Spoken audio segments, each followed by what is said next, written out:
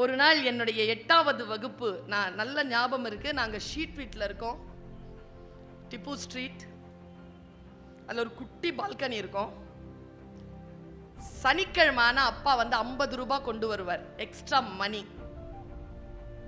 அன்னைக்கு தான் அடுத்த நாள் வந்து கறி சாப்பாடு கிடைக்கும் எங்களுக்கு.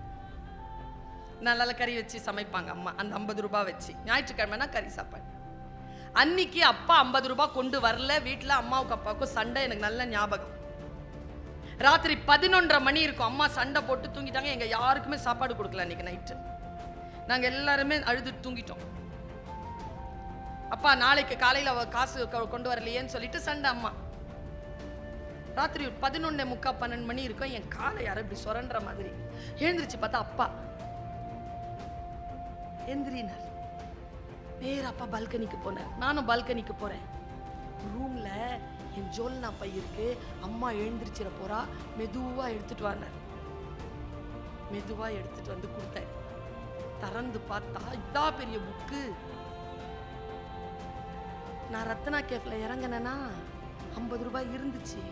கீழே புக்கெல்லாம் போட்டு வித்தானா, இந்த பெரிய புக்கு 50 ரூபான்னு சொன்னான். என் புள்ள படிக்கிற புள்ள.